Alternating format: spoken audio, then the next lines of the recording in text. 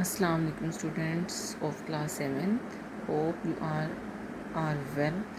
Students, हम start कर रहे हैं चैप्टर नंबर 3 से। If you have done it in school before summer vacations, आपने अगर समर वेकेशन से पहले इसको कर लिया हुआ है तो प्लीज़ मुझे बताइएगा, मैं अगले चैप्टर से स्टार्ट करूँगी।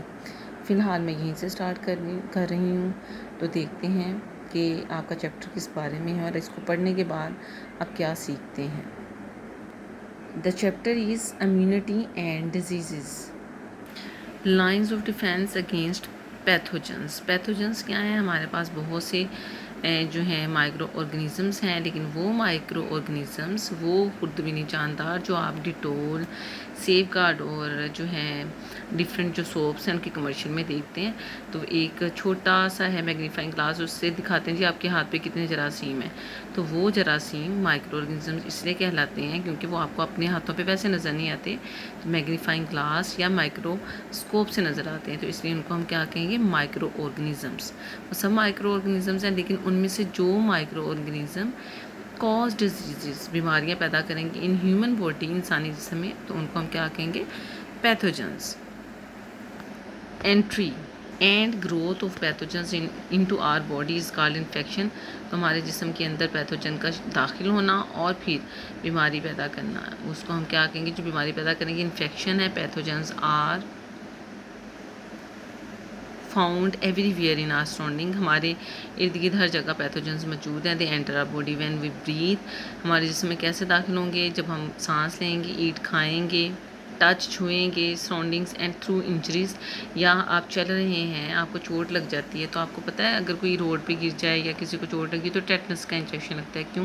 क्योंकि वहाँ जम्स होते हैं, तो इंजरीज़ के ज़रिए भी जम्स आपकी बॉडी में जा सकते हैं। What makes us safe from their harmful effects. तो कौन सी चीज़ है जो हमें इनके नुकसानदेह असरात से बचाती हैं?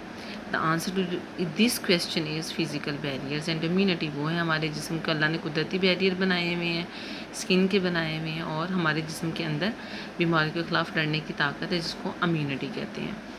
Physical barriers are skin, mucous membrane, hair, cilia, saliva. Skin आप देखें, आप अक्सर ये छोटे बच्चे और गर्ल्स और बॉयज़ तमाशा करते हैं जी, हम सुई अपने हाथ में से गुजारते हैं हथेली के अंदर से, तो हथेली की जो ऊपर वाली स्किन है वो हार्ड है, वो आपको पेन नहीं होने देगी, ब्लड वेजल्स अंदर हैं, तो वो आपकी स्किन इस तरह से आपको प्रोटेक्ट करती है। पहले ऊपर वाला हिस्सा चलेगा, फिर बॉडी के अंदर वाले हिस्सों को अफेक्ट होगा। आप कोई ऐसी वैसी चीज़ अगर खा लेते हैं तो फैमिली में कई लोगों को आप देखेंगे बलगम का इशू होगा, किसी की नाक बहनी शुरू हो जाएगी इस तरह, तो म्यूकस प्रोड्यूस होना शुरू हो जाता है बॉडी के अंदर, ताकि वो जम्स निकल सकें। हेयर्स हैं, नाक के अंदर हैं, कान के अंदर हैं, जो चीज़ों को अंदर नहीं जाने देते। सीलियाँ हैं, स्लाइवा आपका थूक है, ठीक है, etcetera. Make the first line of defence against infections. तो ये सबसे पहले ये लड़ेंगे, फिर आगे जिस्म के अंदर मज़ीद अल्लाह ताला ने हिफाजती इक़दाम किए हुए हैं। They act as barrier to the entry of foreign organisms into body cells. तो ये बाहर से आने वाले जो ऑर्गेनिजम्स हैं उनको बॉडी सेल्स में जाने से रोकेंगे। Human skin has an outer multi layer thick cover of mostly dead cells called epidermis. तो ह्यूमन लेयर की सबसे बाहर वाली जो डेड है, जिसको फील नहीं होता, आप सुई भी चुभोएं ऊपर वाली स्किन के हिस्से में, तो वो डेड है, मुर्दा सेल्स हैं उसमें, उसको हम एपिडर्मिस कहते हैं। The dead cells of epidermis keep on shedding, और वो गिरते रहते हैं। आप अपनी एड़ियाँ देखें, फटती हैं, उसके ऊपर से स्किन उतर जाती है। कई लोगों की जैसे गर्मियाँ हैं, पिकल्स होते हैं, गर्मी दाने निकलते हैं, तो वो स्किन साफ़ हो जाती है, तो वो शेड करती रहती है। And expelling the pathogens away from skin, और इस तरह वो जरासीमों को स्किन से निकालते रहते हैं। A pigment called melanin is present in epidermis. अब ये पिगमेंट है आपकी स्किन के अंदर मौजूद है। जिन लोगों का रंग सांवला है और या जो है काले हैं, कई लोग बहुत गोरे हैं, तो उनमें मेलानिन कम होगा। जिनमें ये मेलानिन ज़्यादा होगा उनका रंग जो है वो डार्क चला जाएगा, डार्क टोन आ जाएगी। It darken skin and protect us from harmful effects of sunlight. तो बजाय इसके कि किसी को स्किन कैंसर हो, तो ये मेलानिन जो है वो स्किन को डार्क कर देगा, ताकि सनलाइट ज़्यादा अफेक्ट ना करे।